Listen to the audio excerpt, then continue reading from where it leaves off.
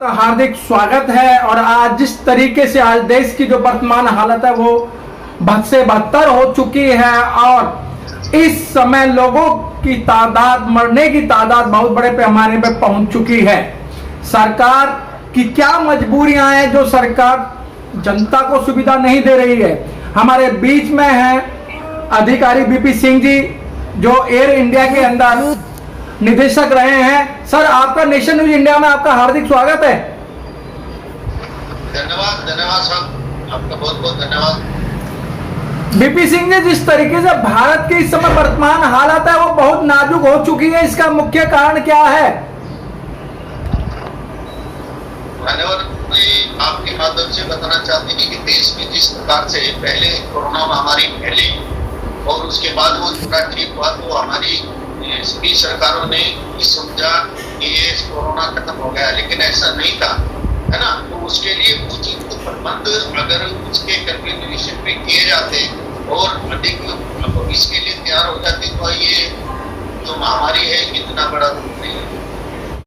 हाँ मानव जी, सबसे बड़ी बात उन्होंने कहा है कि देश की जो सरकारें हैं जिनके हाथ में देश की बागडोर है, ये जनता जो जिसने जिनको के भेजा है, अब उनका दायित्व बनता है कि वो देश में जनता के लिए सारी स्वास्थ्य की सेवाएं मुहैया करा दें। जब हॉस्पिटल में ही अगर ऑक्सीजन नहीं मिल पा रही, पूर्ति नहीं हो पा रही, तो आप जानिएगा इस देश में कितना बड़ा क्राइसिस पहले से चल रहा होगा, जिसके बारे में हमारे देश की सरकार ने इस प्रकार का सोचना उचित नहीं समझा कि हमारे हॉस्पिटल क्या अगर ये बीमारी बढ़ती तो क्या हालत होती। लेकिन उसके बारे में अगर ये सोच लेते, कहीं ये सोच लेते तो आज ऐसी नौबत ना आती। गैस आज जो इधर उधर से मंगाई जा रही है, मैं दिल्ली का निवासी हूँ, अगर दिल्ली में ही अगर गैस हॉस्पिटलों में आपूर्ति नहीं हो रही है तो जो छोटा मोटा जो बंदा जाता है हॉस्पिटल में तो उसका क्या हालत हो रहा है आप देख रहे हो। सभी आ रहा है कि ऑक्सीजन की वजह से ही आज के डेट में ये हमारा इतना डेथ रेट बढ़ रहा है कि गैस सिलेंडर है तो गैस भर नहीं रही है। और सरकार से मैं आपको बताना चाहूंगा ये सब टोटली जो है ना, हमारी जो सरकारें हैं, चाहे वो राज्य की चाहे वो केंद्र की सरकारें हैं, जिनको उचित प्रबंध करना चाहिए था वो उन्होंने उस काम नहीं किया है। और ये देश जो है, अगर आप कहते होंगे कि देश जो है साइंटिफिक तरीके से चलेगा, इस देश में सारी सुविधाएं जब होंगी तभी तो ये देश आगे बढ़ेगा। लेकिन हम एक तरफ तो कहते हो हम विश्व बनना चाहते हैं, हम इस देश को बहुत बड़ा राष्ट्र बनाना चाहते हैं। अरे विश्व राष्ट्र या विश्व गुरु या बौद्ध राष्ट्र तो या हिंदू राष्ट्र तो तब बनेगा ना, तब आप इस देश की साइंटिफिक सोच को पैदा करोगे। लेकिन वो सोच को पैदा नहीं की, आप तो हिंदू मुसलमान में लड़ जाते हो, मंदिर मस्जिद में लड़ जाते हो, लेकिन देश में जनता को जो सुविधाएं देनी चाहिए वो तो नहीं दे पा रहे हो। वो सारी चीजें जो सरकार के हाथ में, जो सरकार ने सारी फेंक दी। कहते हैं कि आत्मनिर्भर बन जाओ, क्या सरकार आत्मनिर्भर बनने के लिए क्या घर में अपना वो डॉक्टर पैदा करेगा जो उसको दवाई में लिखेगा, या घर में वो इंजीनियर पैदा करेगा कि भाई मेरे को ये घर बनाना है। इस प्रकार की जो सरकार की जो सोच गलत है। ये देश है, इसमें सबको जो है उचित स्वास्थ्य व्यवस्था चाहिए, उचित शिक्षा चाहिए, उचित जो है न्याय और उचित जो है खान पीन का व्यवस्था चाहिए। ये सब काम सरकारों के होते हैं कि इस देश में ऐसी व्यवस्था पैदा करें जिससे देश के नागरिकों को किसी भी प्रकार की समस्या न हो। ये जो समस्या हो रही है इसके लिए मैं नहीं समझता कि कोई भी दोबारा इंसान इस देश का नागरिक नहीं है। और देशों में सुविधा दी उन्होंने इस को देख के, इस देश की इस समस्या को देख के उन्होंने अच्छे प्रयास किए और वो जो पहले नंबर या 5वें नंबर थे आज है ना, जो पहले ऊपर थे आज हमारा देश सबसे ऊपर है। और उन्होंने साइंटिफिक तरीकों को अपनाया है, उन्होंने विज्ञान को अपनाया है। और यहाँ तो बहुत बड़ी शासन चल रही है, राजनीति कर रहे हैं, चाहे वो ऑक्सीजन का काम हो, चाहे वो मेडिसिन बनाने का काम हो। अरे देश में जब अपने देश में ही आप जो है इस प्रकार की राजनीति कर रहे, केवल राज्य को केवल नीति कर रहे हो, आप देश में जो है शासन करने के लिए, तो फिर मैं नहीं समझता आप देश को सही चलाने की कोशिश कर रहे हो, आप देश को बर्बाद कर रहे हो। लेकिन सर अभी आपने बहुत अच्छी बात बताई सर, सरकार जो काम कर रही है, सरकार अपना काम कर रही है। उन्होंने कुंभ का मेला हरिद्वार के अंदर लगाया और सरकार ने 5 राज्यों के चुनाव कराए, जो सरकार का काम है करा रही है। दूसरा, और कि जो राम मंदिर बनाया है, इस कोरोना काल के अंदर ही राम मंदिर का काम चल रहा है, उधर 5 राज्यों के चुनाव चल रहे हैं, इधर कुंभ का मेला चल रहा है। सर सरकार अपना काम कर रही है, सरकार अपना तो काम कर ही रही है ना सर। नहीं श्रीमान जी, अगर देश में हम दिवाली पे दिए सरकार की तरफ से जलाते हैं, या कुंभ कोरोना महामारी में करते हैं, या महामारी के अंदर ही ये है पार्लियामेंट बनाते हैं, ये सब काम महामारी में होंगे तो देश में जो है कोरोना तो फैलेगा। तो समझते होंगे कि कुंभ में किस प्रकार से जो है 2 गज जमीन से दूर रहो, 2 गज दूरी बना के रखो। कहाँ दूरी बनाई है? वो तो देश में तो विकराल रूप धारण कर लिया। और कुछ कुंभ से पहले कहते थे भाई मुगल की जमात ने फैला दिया, कभी किसी ने फैला दिया। अब ये क्यों नहीं कह रहे कि सरकार में इतने बड़े बड़े पदों पे जो ये काम हो रहे हैं, जो चुनावों में रैलियां बड़ी बड़ी हुई है, जो कुंभ हुआ है, इसकी वजह से की हालत पूरा हो गया नहीं का। ये देखो देश में जो हमारे देशक हैं, जो देश के घटनादार हैं, कोई इस देश को जैसी गहराई से इस गंभीरता से नहीं ले रहे। इसके लिए जो है ये प्रकार के सभी प्रतिबंध होना चाहिए था, जिससे कि हम आगे के लिए जो है ऐसी महामारी का से दूर नहीं। ये दूरी, मास्क है जरूरी, ये तो सरकार बराबर ऐलान कर रही थी। सर देखिए, देश में बोलना बहुत आसान है, कहते हैं धोना जख्म आसान है, जीना बड़ा मुश्किल है, अपना लहू अपने आप ही पीना बड़ा मुश्किल। और सरकार ये कहते कि मरने वाले मरना बड़ा आसान है, जीना बड़ा मुश्किल। 2 गज की दूरी बहुत है जरूरी, लेकिन क्या हुआ जब दूरी भी कहाँ वो रैलियों में बन पाई? क्या वो कुंभ के मेले में 2 गज की दूरी रह पाई? नहीं बनी। और वही कारण है आज देश का कि इस प्रकार से जब सरकार ही अगर चाहती तो वो 2 गज दूरी बनाए रखने के लिए वर्चुअल मीटिंग जैसे अब बैठ के कर लेते हैं, तब भी तो मीटिंग करी जा सकती, लेकिन ऐसा नहीं किया गया। अगर ऐसा होता तो देश की हालत इतनी सीरियस ना होती। और मैं कहता हूँ कि देश में अगर कहते हैं बड़े अगर जो रास्ता निकालते हैं उसी पे छूटने लगते हैं। जब हमारे देश के बड़े बड़े जिनको हम पे विश्वास करके जिसकी सरकार हमने बनाई है, अगर वही देश को सही दिशा नहीं देंगे तो देश का तो बर्बादी की तरफ जाना निश्चित। सर आप कह रहे हैं देश बर्बादी की तरफ जा रहा है, और अभी सर एक जो नया संसद भवन बनाने की बात कर रहे हैं, उधर ही मोदी जी का घर बनने जा रहा है, जिसका 13,580,000 करोड़ और पूरी लागत का जो अनुमान लगाया गया है 20,000 करोड़ रुपए की लागत से अभी नई बिल्डिंग बन। अभी भी गांव की बात है, पार्लियामेंट बन जाती है तो माननीय पीएम मोदी साहब का जो घर बन जाता है, रहने के लिए निवास बन जाता है, उपराष्ट्रपति के लिए निवास बनता है ना। तो वो पैसा तो कोरोना काल में वहां लग सकता है, लेकिन वो पैसा गरीब में हॉस्पिटल में क्यों नहीं लग सकता, या ऑक्सीजन को बनाने में वो संयंत्रों में क्यों नहीं लग सकता? हमें तो निर्माण करना चाहिए था, हॉस्पिटलों का निर्माण करना चाहिए था, हमें ऑक्सीजन के कारखाने बनाने चाहिए थे, हमें ऑक्सीजन के प्लांट लगाने चाहिए थे, जिससे कि देश में किसी को कोई समस्या नहीं। लेकिन नहीं, ऐसा नहीं किया जा रहा। सरकार का पता नहीं उद्देश्य क्या है। सरकार जनता की नहीं सुन के सिर्फ अपने माध्यम से जो डिसीजन ले लिया उसी के ऊपर आमादा होकर चल रही है। जनता जाए, कहते हैं बाहर में, हम तो रहेंगे अपने मौज मस्ती के दौर में। उन्होंने तो इस प्रकार से देश की जनता को छोड़ दिया है। अगर मैं आपसे पूछना चाहूंगा, क्या देश में जब ऐसी महामारी चली आ रही थी उसके लिए हमने सोचा क्यों नहीं एडवांस में कि हम हॉस्पिटल बनाते, नहीं अच्छे शिक्षा के माध्यम से बच्चों को पढ़ाने के लिए अच्छे स्कूल बनाते, लेकिन ऐसा हमने नहीं किया है। हमने तो देश को सिर्फ एक तरफ दिया है, देश में हमने देश को अंतिम दिया है। इसके अलावा हमने कश्मीर में 370 खत्म कर दिया, हमने बहुत बड़ा तीर मार दिया, लेकिन तो ये कुछ नहीं किया है। जब देश की जनता को रहने के लिए पिछले महामारी में 1 महीना पहले लोगों को खाने का लाला पड़ गया था, वहां सरकारों ने कुछ नहीं किया। वहां अपनी मानवता नहीं दिखाई और न ही मानवता उसके बाद दिखाई।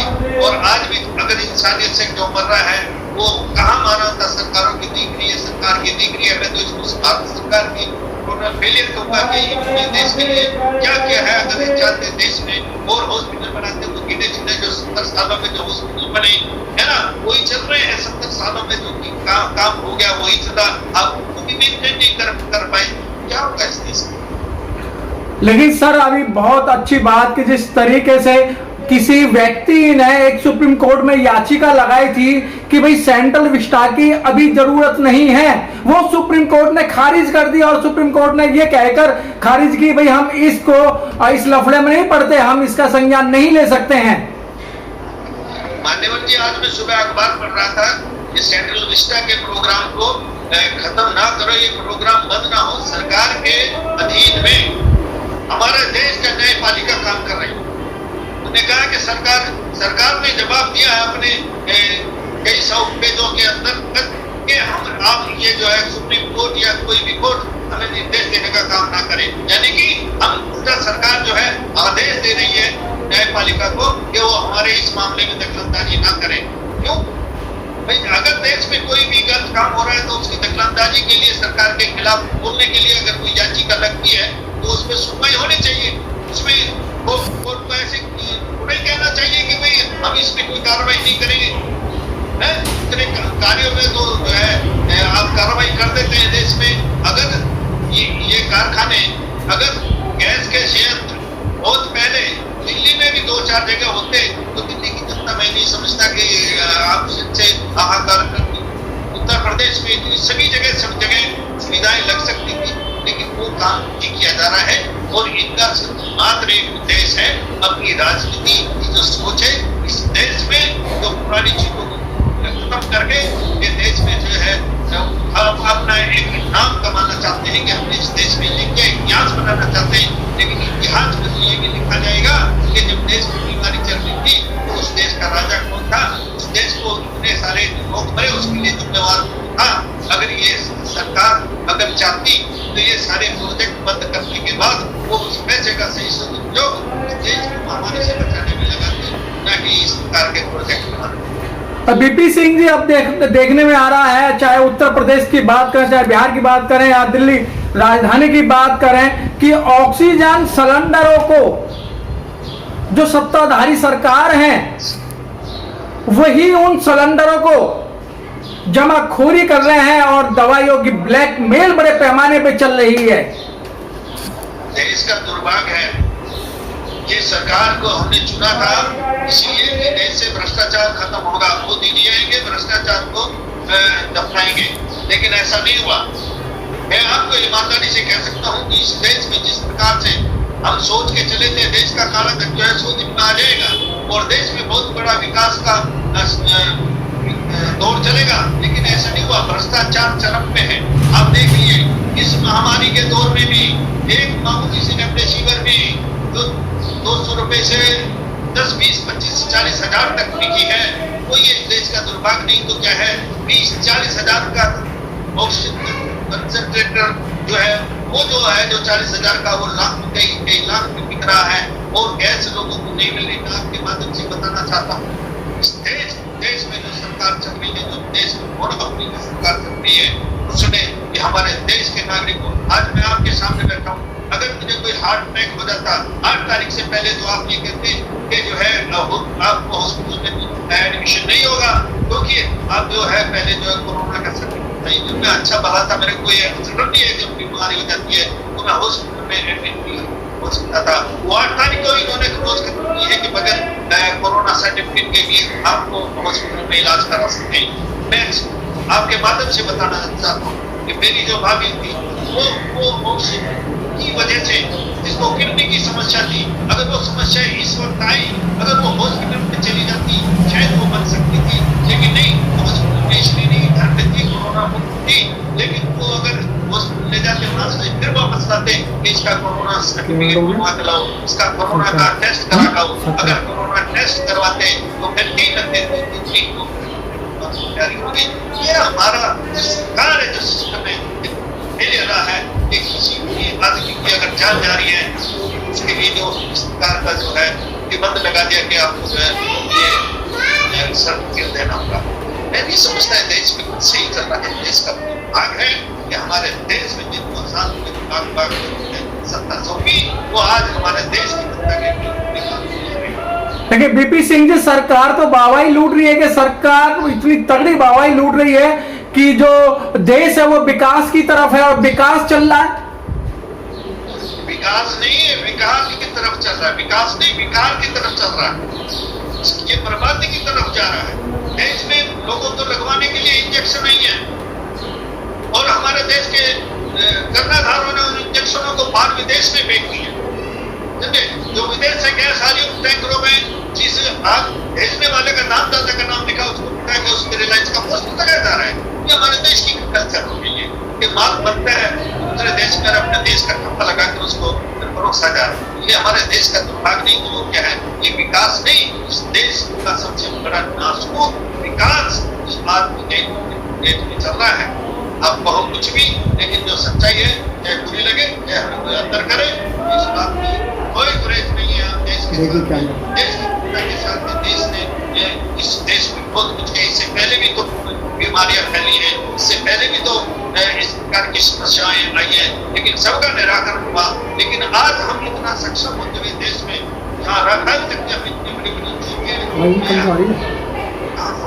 क्या नहीं है हमारे पास में, क्या होगा क्या अगर नहीं है तो हम अपने देश में तो जीने के लिए अभी भी खाना नहीं मिलता, अभी भी लोग मर रहे हैं इस देश में, अभी भी पानी नहीं मिल रहा है इस देश में, अभी भी लोग मेडिसिन नहीं मिल रही इस देश में, अभी भी ऑक्सीजन नहीं मिल रही इस देश में। कहाँ इसको विकास कहेंगे या विनाश कहेंगे? बीपी सिंह जी, एक नारा दिया जाता, गरीबों को बढ़ावा दिया जा रहा है कि गरीब ही गरीब रहेंगे देश में, गिने चुने परिवारों का शासन इस देश में रहेगा। इस लोकतंत्र को खत्म करके राजतंत्र लाने की तरफ जो है इनका रुझान है और ये चाह रहे हैं कि देश में अनप्रणाली और असभ्य जनता रहेगी तो आप जो इस शासन बने रहोगे, ये गरीबों को और गरीब बना देंगे। इससे आज के देश में भी सालों में देश का गरीब इंसान था, उसने भी आगे चलने की कोशिश किया, उसने भी स्वाभिमान के साथ इस देश को बढ़ने की कोशिश किया। लेकिन आज मैं कहूँगा कि आज इस देश की कुछ रोजी नहीं मिल रही है, रोटी नहीं मिल रही है और बेरोजगार हो रहे हैं। जब बेरोजगारी बढ़ेगी देश में किसी को वो लोग धंधे नहीं लगेंगे, देश का हो गई ना, तो ये गरीबी और बढ़ जाएगी। और गरीब जो है इस देश में से जब भूखे प्यासे और बगैर दवाइयों के मर जाएंगे। कहते हैं ना महामारी का नाम लेके इसको आत्मनिर्भर बना दे हैं कि आत्मनिर्भर बन जाओ। कैसे निर्भर बनेगा? क्या वो इंसान आत्मनिर्भर होने के लिए अपनी बीमारी को ठीक करने के लिए अपने घर में किसी डॉक्टर को पैदा करेगा? ये सोचने वाली बात है।